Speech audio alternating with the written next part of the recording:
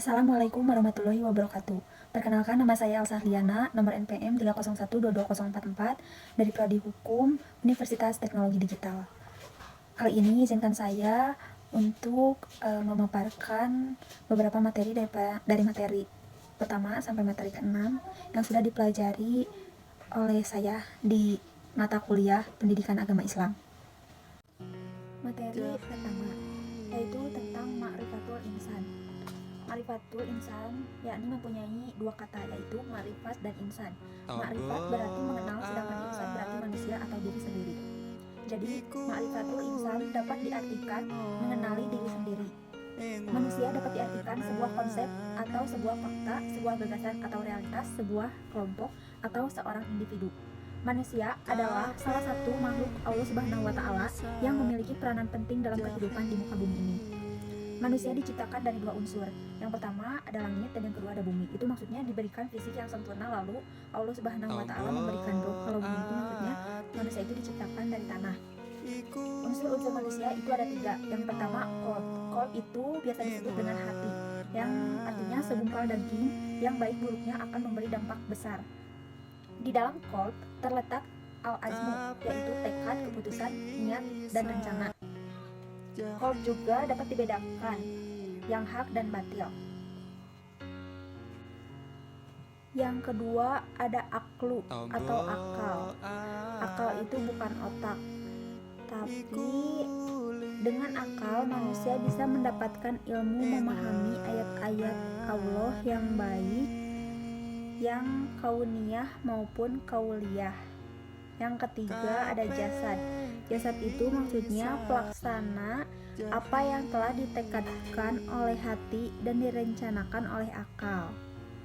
Tanpa jasad, tekad dan pengetahuan hanya akan menjadi impian dan teori yang kosong.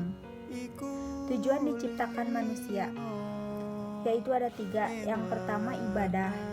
Maksudnya itu taat kepada Allah Subhanahu wa Ta'ala dengan melaksanakan perintahnya. Ada dalam Quran surat Az-Zariyat surat ke-56. Dan yang kedua ada khalifah. Khalifah itu maksudnya menugaskan kepada manusia untuk mengelola bumi dan memperlakukan perintah-perintah Allah Subhanahu wa Ta'ala di sana. Dan yang ketiga ada balasan. Maksudnya itu sesungguhnya kami akan beri balasan kepada mereka, yaitu pahala yang lebih baik dari apa yang telah mereka kerjakan.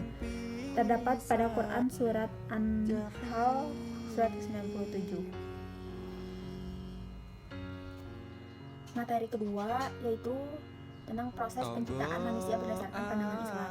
Prosesnya itu ada dua. Yang pertama alaqoh. Alaqoh itu segumpal darah, yaitu sesuatu yang membeku, tergantung atau berdempet, sehingga dapat diartikan sebagai sesuatu yang bergantung di dinding rahim. Yang kedua itu mukho. Mukho itu artinya segumpal daging.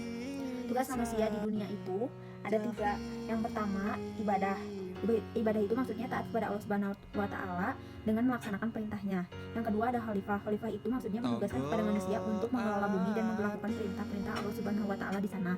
Dan yang ketiga ada balasan. Itu maksudnya barang siapa yang berlaku baik maka Allah akan memberikan pahala kepada umatnya.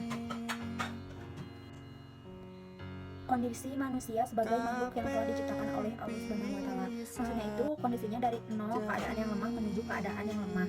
Sebagai bukti bahwa manusia itu adalah makhluk yang lemah, itu ketika bayi ia tidak bisa mandiri sebagaimana makhluk lain. Faktor-faktor yang menyebabkan manusia sebagai makhluk yang dimuliakan oleh Allah Subhanahu wa Ta'ala dari makhluk-makhluk yang lainnya. Yang pertama, aklu itu maksudnya mempunyai akal. Jadi aklu itu manusia bisa dapat ilmu memahami ayat-ayat Allah Subhanahu wa Ta'ala yang baik, yang kauniyah maupun kauliyah. Yang kedua itu ada qalb atau hati. Maksudnya itu di dalam qalb itu terdapat al-azmu yang berarti tekad, keputusan, niat, dan rencana. Selanjutnya ada materi ketiga yaitu tentang khokotul insan atau potensi manusia. Potensi manusia itu maksudnya kemampuan yang mempunyai kemungkinan untuk dikembangkan, kekuatan, kesanggupan, atau daya. Potensi manusia itu meliputi potensi jasmani atau fisik, rohani atau spiritual, dan akal atau mind. Potensi yang dimiliki manusia itu ada 3. Yang pertama potensi pendengaran. Itu maksudnya mempunyai kemampuan untuk mengenali suara. Itu terdapat di surat An-Nahl surat 16 ayat 8. Yang kedua ada potensi penglihatan. Itu maksudnya kemampuan untuk mengenali cahaya dan menafsirkannya. Salah satunya itu dari indra. Yang ketiga ada potensi hati. Itu maksudnya raja yang mengawal semua kegiatan yang berlaku pada roh, nafsu, dan akal. Selanjutnya ada al-mas'uliyah atau tanggung jawab. Itu maksudnya kesadaran diri manusia terhadap semua tingkah laku dan perbuatan yang disengaja ataupun tidak disengaja. Selanjutnya ada al-amanah. Itu nama lainnya sikap amanah. Maksudnya itu sesuatu yang dipercayakan untuk dijaga, dilindungi, dan dilaksanakan. Lalu ada al-khianat. Itu bagi manusia memiliki sifat khianat, Allah Subhanahu wa Ta'ala akan mengazab dan menghinakannya. Lalu ada al-an'am atau nama lainnya bagaikan binatang ternak. Itu terdapat pada Quran surat Al-A'raf surat ke-7 ayat 179. Selanjutnya ada kolbi. Itu bagaikan anjing. Yang lalu ada al-kirdi monyet, kal-khinzir babi, kal-kholabi seperti kayu, kal-himat seperti keledai, dan kal-ankabut yaitu laba-laba. Selanjutnya ada materi keempat itu tentang nafsul insan. Maksudnya itu nafsul itu kan jiwa, yaitu esensi dalam diri manusia yang bersifat halus yang dapat merasakan sedih, gelisah, cinta, benci, maupun sejenisnya. Nafsul insan terbagi menjadi 3, yaitu yang pertama ada nafsul mutmainah. Maksudnya itu jiwa yang telah mendapatkan ketenangan, telah sanggup untuk menerima cahaya kebenaran sang ilahi, juga jiwa yang telah mampu menolak menikmati kemewahan dunia dan tidak bisa dipengaruhi oleh hal tersebut. Yang kedua ada jiwa yang aruh. Itu maksudnya kolbu, azam, dan akal. Tarik menarik dengan hawa atau syahwat, kecenderungan, hayalan, dan keinginannya. Jenis arayu itu atau yang biasa disebut rasio adalah azam. Azam itu kata lainnya sangkaan. Yang ketiga ada jiwa yang aruh. Itu kolbu, azam, dan akalnya tarik menarik dengan hawa atau syahwat, kecenderungan, hayalan, dan keinginannya. Jiwa kecenderungannya itu asyahwat semata. Selanjutnya ada materi kelima, yaitu tentang hakikat ibadah. Hakikat ibadah itu menurut saya adalah menumbuhkan kesadaran diri manusia bahwa dia adalah makhluk Allah yang diciptakan sebagai insan yang mengabdi kepadanya.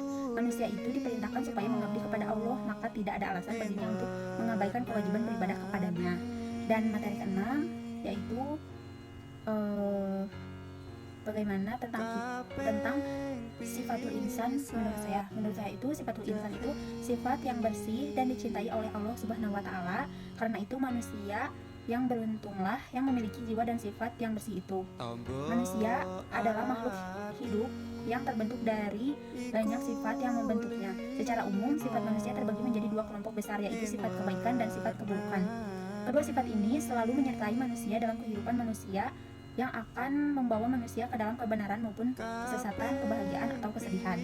Sekian pemaparan materi dari 1 sampai 6 dari saya. Mohon maaf bila ada kekurangan dan kesalahan. Wassalamualaikum warahmatullahi wabarakatuh. Ambo ati iku